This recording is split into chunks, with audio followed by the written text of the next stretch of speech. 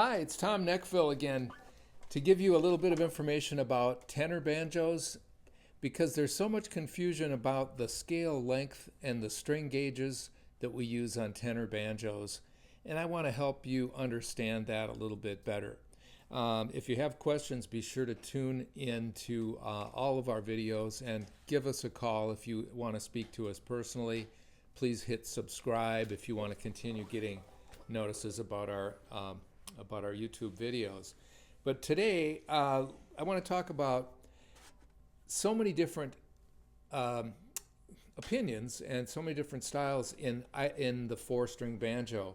Irish banjo is typically a low-tuned banjo, and so you would probably look for a longer neck to play Irish banjos with, Irish tuning with the low G note. And then you can play a tenor banjo with a higher tuning, starting with a C, G, D, A. And that's like the jazz banjo tuning, very typical for a tenor banjo. So just as a general rule, to make it a little bit simpler, think of the scale length as something that you would choose based upon the tuning that you want for the banjo. Generally speaking, longer necks should be used for lower tunings. Shorter necks would be used for higher tunings. And when we're speaking of string gauges, it would be possible, for example, to use a short scale neck with heavier strings in order to make the tuning lower.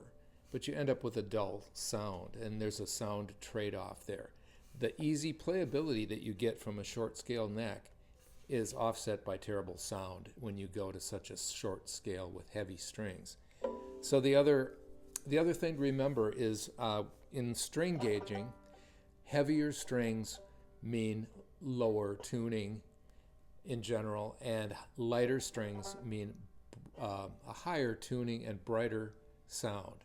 So if you want to tune up to the higher tuning, you'll be able to use lighter strings. And if you have a banjo that has a medium scale length, like this one, you could go either way. You could go both tunings on the same banjo.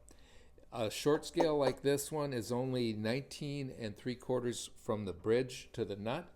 That's pretty short, and you would probably want to keep the higher tuning for this banjo. That's that tuning. A little sales pitch on this banjo. It is available. If your name is Vladimir, you should really consider buying this banjo. We have a friend named Vladimir who we built this for, and we're not going to customize your armrest, but we'll put a new armrest on it if your name's not Vladimir. But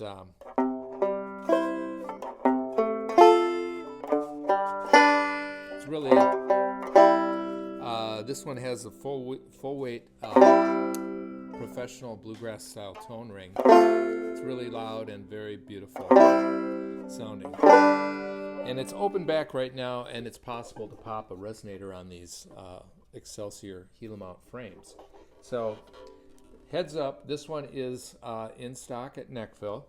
And if you'd rather have the Irish tuning, which is G, D, A, E, that's not a problem, because we have the new Enda from We Banjo 3 is working with us to come out with a series of tenor banjos that are used for Irish playing.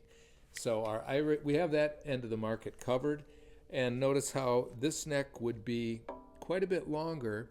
There's extra frets down here. The bridge ends up in the same place, but you end up with having higher string tension with the longer neck, and it sounds wonderful. Those low notes come out very clearly with a longer scale. So I hope that helps you understand longer scale, lower tuning, and more punch. And generally speaking, if you're going to go to the lower tunings, you can use heavier strings if you already have a short scale neck. But beware, you're going to have a duller sound. So we hope that helps clear up some things. Again, stay tuned as we come up with new things all the time at Nechville. It's always fun to have you contact us as well. We'll build you a banjo one of these days. So call us and we will help you design it. Take care.